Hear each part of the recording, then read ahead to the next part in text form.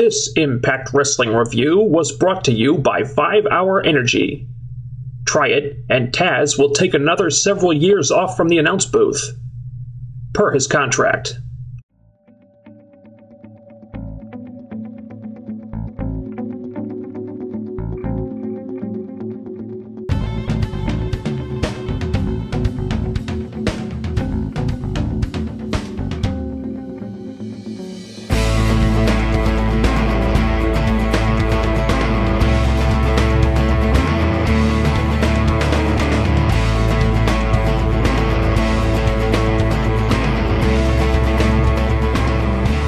Okay, before I do the review, I want to address Mr. Parkin's criticism of the Chris Sabin title win last week. His point on the British Fist channel, I believe, was basically that making Chris Sabin the world champion was not enough of a payoff for the Aces and Eights storyline after it had gone on so long, and that TNA really didn't get everything out of that storyline that they could. And I agree. I know realistically there isn't a ton of mileage in Chris Sabin as the world champion, and there are probably other guys you could have gone with who have been better positioned and perhaps have more of the tools to maximize the benefits of defeating Bully Ray for the title, Magnus, Austin Aries, etc. But the thing is, I completely gave up on this stupid Aces and Eights storyline accomplishing anything meaningful months ago. So if anything productive whatsoever could come out of it at this point, no matter how small or however little time it lasts, I'm happy. Because that's more than I thought we'd get. And this most likely won't lead to Chris Sabin becoming a headliner or a permanent main eventer, I know that. But if him holding the world title, even if it's just for a short time, is a platform to transition him out of the X Division and into that upper card area where he's sort of within spitting distance of the main events, and you can occasionally plug him into a big match and have the casual fans buy into it, then at least it will have accomplished something. In fact, I argue that this might have actually been a better way to go than AJ Styles winning the world title at Bound for Glory. I know what you're thinking. Just hear me out, okay? Now, I went into this more in detail in the new Random Reacts column. Link is down there if you want to read it. But AJ Styles, right now, has been the recipient of some really well-executed character development, and they've done everything they're supposed to do in order to make a massive repackaging like this work. The problem is, it's not working. For whatever reason, this no-one character hasn't been resonating with the casual audience. It hasn't been catching on. People just haven't been reacting to it the way they should. If anything, it seems to have killed the heat that AJ used to have. This week was an anomaly, okay? And probably largely because AJ was just busting out some of his old moves. So if the plan was for AJ Styles to main event Bound for Glory, TNA might want to rethink that. Because the last thing you want is for a guy to go for the world title on your biggest show of the whole year, only for the live crowd to just take a big dump on him. And even if that wasn't the case, you have to consider the potential returns on this. AJ has main evented Bound for Glory before, been the world champion several times already. So best case scenario, you're still not breaking any new ground here. On the other hand, you got Chris Sabin, a sympathetic character with a relatable story that the audience is responding to. His title match drew big viewership and helped Impact score their highest rating of the year, and this week's was higher than usual too. He's a first-time world champion, so this gives him a rub that pushes him up the card. He's in a position to benefit and get something out of this, whereas you could argue that AJ really wouldn't, even if the long-term story set him up to do so. And not to mention, was pulling the plug on Bully Ray's title reign really such a bad thing at this point? It's really not his fault, but you can't tell me that his run with the belt had been everything you were hoping for. And anything that hastens the demise of this never-ending pussies and leather crap, I'm 100% on board with. And now, onto the show. So Impact opens with the main event Mafia. They introduce Chris Sabin, and they're putting him over well here. TNA's not being shy about having the top people in the company talk him up like a big deal, so it seems like they're giving Sabin a great chance to maximize the opportunity on his plate. That's good. And it's only week 1 of his title reign, but he's getting good reaction so far. He got some chance here, and that's hard to do on the tape show. Then Bully Ray cuts Sabin off, and selling the badass biker gang gimmick like $1 million, he brings out a high-priced lawyer and threatens TNA with legal action if he doesn't get the title back.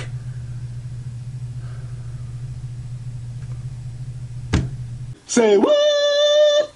Does it fit Bully Ray's character? No. Will it work as a means to an end? Probably.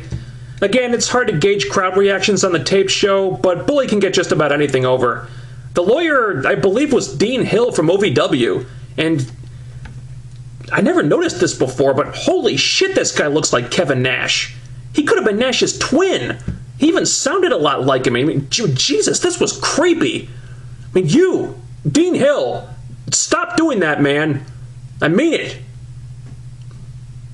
Pretty short segment, and I'm all for these openers not dragging on too long, being quick and to the point, but in this case, it almost felt like it was too quick. I could have used just a little more time spent on Sabin, maybe so he could have explained why he was challenging the winner of the Ultimate X to a match. A champion versus champion is cool. I'd just like to know why he decided to do it. A good segment otherwise, though. Ultimate X for the X Division title happens right after this. That I did not agree with. This really should have happened later in the show. It felt like they just threw it out there with no hype or fanfare or anything. And when you've done multiple Ultimate X's this year, that's not good. You don't want to take the shine off this gimmick, but when you present it like this, that's what happens. Kind of the same deal as last week. The match is hurt by the fact that there's no real story or characters to connect with. At least 2 of them got interviews this time, so we learned a little bit about them beforehand. I do like what they're doing with Manic, how they're not pretending that TJ wasn't unmasked, and instead they're incorporating it into his character, making Manic sort of an alter ego type of thing. That seems fitting somehow, and I'm actually in favor of it. You know, TJ's been killing it in the ring so far, and like the costume or not, it does at least make him stand out more than he would if he were just being himself. You know, TJ Perkins isn't really known for his dynamic personality as a performer, so having him work under a mask? Maybe it's not such a bad idea. Also, Greg, with the last name that I can't pronounce and who used to be Trent Beretta, he's made a great case for himself these last 2 weeks. I'm impressed with him so far. If TNA want to sign him, I would not complain. The match was pretty safe by Ultimate X standards. There weren't many spots using the ropes at all, but it's not pay-per-view, it's TV, so what do you want? It's still very good, though. They gave it a nice amount of time, and the ending sequence with Greg and Sanjay at the top of the structure, that was a great visual. Manic with a K is the new champion, and if TJ keeps performing like he has lately, I'm cool with that. We had several BFG Series matches this week. Samoa Joe versus Daniels was good until Anderson interfered and cost Joe the match, but Joe was protected. I like that it took 2 BMEs to put him away. That was a nice touch. It does seem like there's an effort being made lately to rebuild Samoa Joe as a tough son of a bitch, and I appreciate that. I also appreciate Daniels getting a rare victory. That doesn't happen often enough. It was strange, however, that the Main Event Mafia didn't come out to help Joe when Anderson showed up. I mean, the mission statement with this group was that they were put together so they could watch each other's backs. Well, no one was watching Joe's back here. What gives?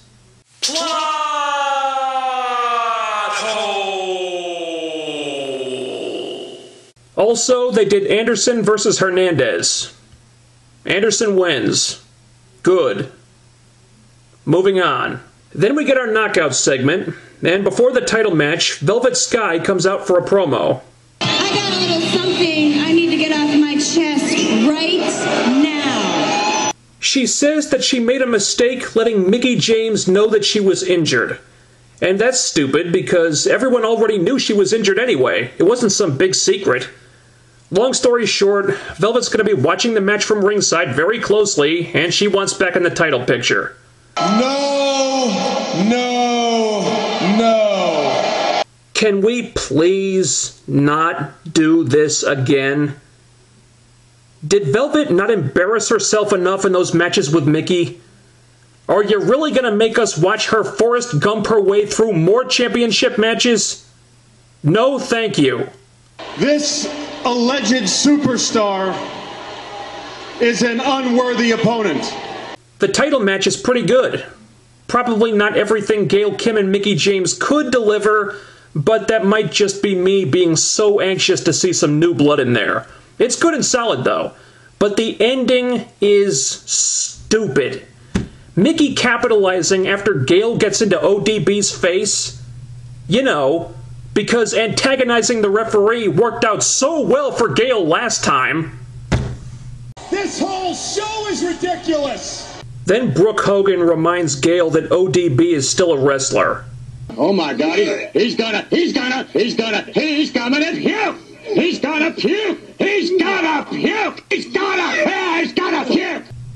Really? Do we have to do Gale versus the referee again when we just did it a few months ago? Is this the only thing you have for Gale now? And I know I'm going to be outvoted on this, but I have no desire to see ODB versus Gale, or ODB versus anyone for that matter.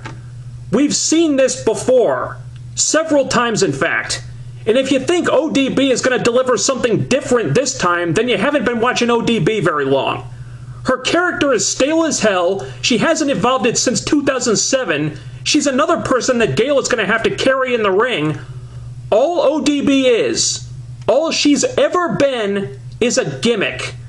And some people might still get a kick out of it, but once the novelty wears off, you realize she really doesn't offer anything else. I don't want to see this again.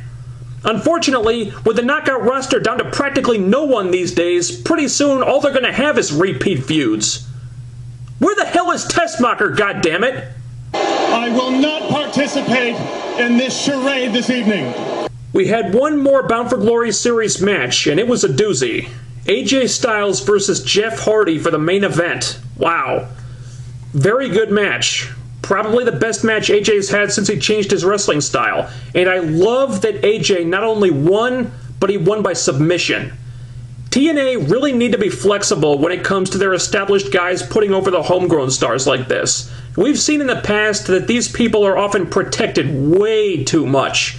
Reference Sting, reference Bob Van Dam.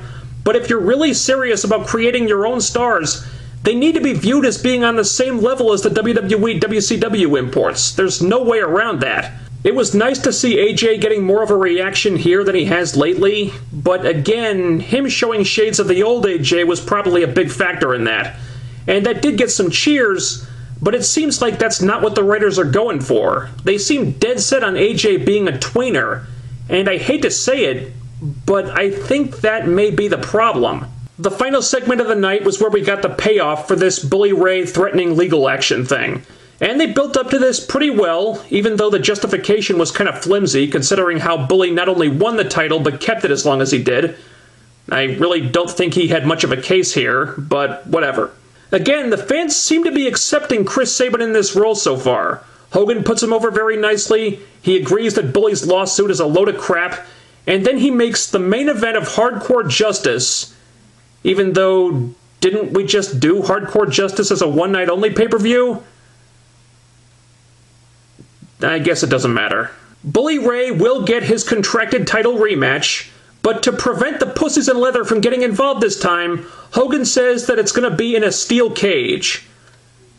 Which would make sense if you forget how Bully won the title in the first place at Lockdown, with the pussies in leather climbing into the cage and easily getting involved, but I guess we're counting on the main event Mafia to stop that this time. So that part was a little hard to swallow, but I'm giving this segment a thumbs up regardless because they wasted no time in starting the hype for their next big pay-per-view themed Impact.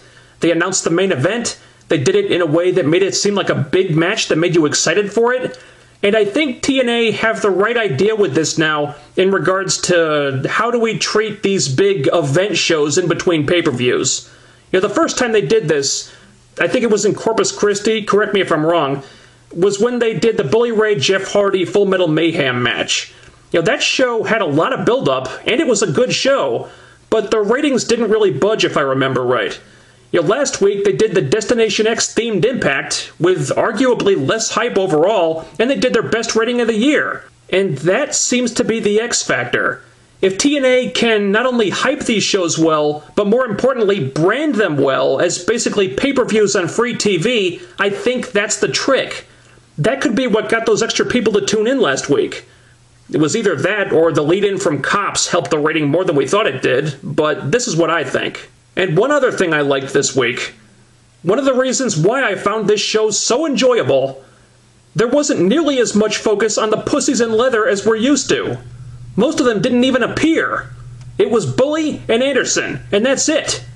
Holy gods, did that make a difference. Yes! And I wonder if this is because of all the cost cutting that's been going on lately. Maybe management thinks that if they're only going to really use the 2 members of the group that actually matter, they don't need to pay the 4 garbage members to just stand around and do nothing. Could we be seeing less of Wes, Garrett, Nux, and Devon as a result of this? Yes! Yes! Yes! Yes! Yes! Well, how about that? The cost cutting has a silver lining after all. Good show this week. Another Impact where I really couldn't complain that much. The exception being what it looks like we're in for with the knockouts pretty soon. But 1 week removed from the buzzed about title change last week, could have gone a hell of a lot worse. Hopefully they can make it 2 for 2 next week and keep this ball rolling. Over. Out.